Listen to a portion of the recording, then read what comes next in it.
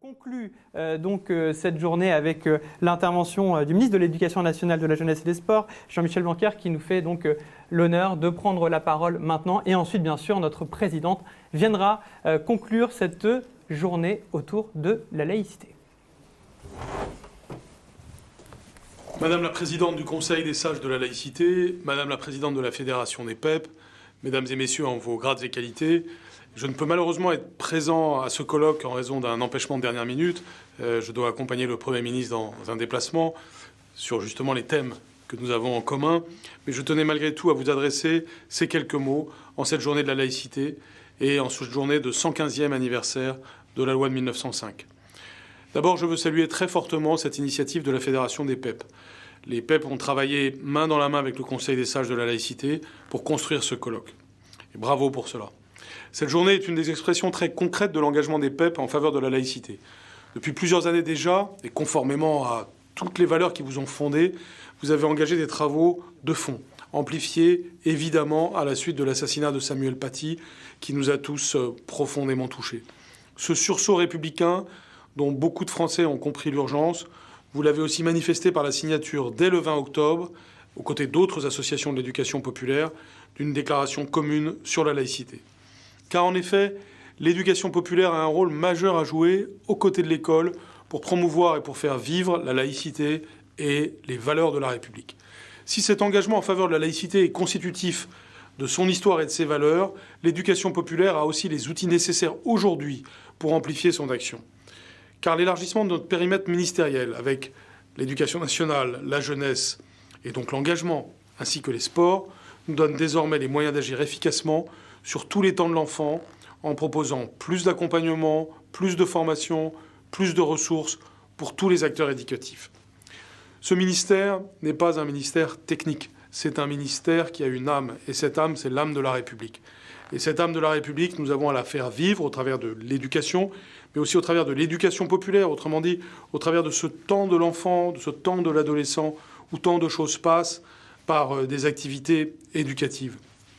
Ainsi, pour vous accompagner, nous publions aujourd'hui, grâce au service du ministère et au Conseil des sages, un vade-mecum de la laïcité pour les accueils de mineurs. C'est extrêmement concret et très utile pour tous les acteurs, car ce vade-mecum tient compte de la diversité des situations, de la diversité des statuts et constituera de cette manière un outil utile pour chaque intervenant.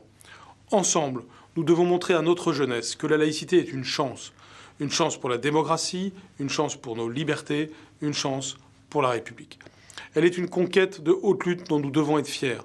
À l'heure où les séparatismes divers menacent notre pacte social, nous devons faire preuve d'unité pour que notre projet républicain redevienne une évidence pour les générations futures et pour tracer un chemin d'avenir. Car la laïcité n'est pas du tout un principe dépassé. Certains voudraient nous le faire croire. C'est un projet politique qu'ils ont, qui est un projet anti-républicain et qui veut faire passer la République pour quelque chose de désuet.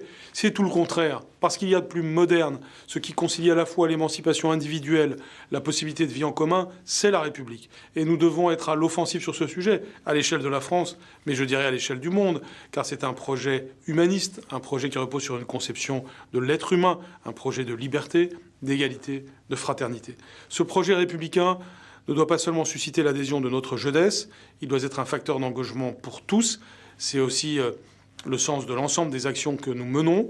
Et c'est aussi, encore une fois, ce qui est au service du rayonnement de l'idée même de République.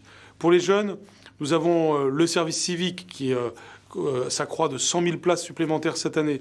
Nous avons le SNU qui est en pleine croissance et que nous redéfinissons, que nous ajustons en fonction des circonstances que nous traversons pour lui donner encore plus de sens. Mais il y a aussi tout ce que nous faisons dans le cadre périscolaire. Je pense au plan mercredi et je pense à l'ensemble des dispositifs dans le cadre extrascolaire, comme les vacances apprenantes, qui sont l'occasion de partager l'idéal, cet idéal qui était celui de Jean Zay, cet idéal républicain qui est tout simplement un idéal d'égalité des chances, un idéal d'égalité non seulement des chances, mais tout simplement des possibilités, en offrant une transmission des connaissances et des valeurs sur le temps scolaire, mais aussi sur le temps périscolaire. Avec Sarah El Haïry, vous pouvez compter sur notre mobilisation totale à vos côtés pour vous accompagner dans toutes les actions que vous conduirez qui vont dans ce sens. Merci encore à tous pour votre mobilisation, pour cette journée, mais pour toujours. Vive la laïcité, vive la République. Et merci beaucoup à notre ministre de l'Éducation nationale, de la jeunesse et des sports, Jean-Michel Blanquer, pour sa participation, son intervention. On avait envie de conclure avec Vive la France après son discours, mais je veux dire vive les PEP.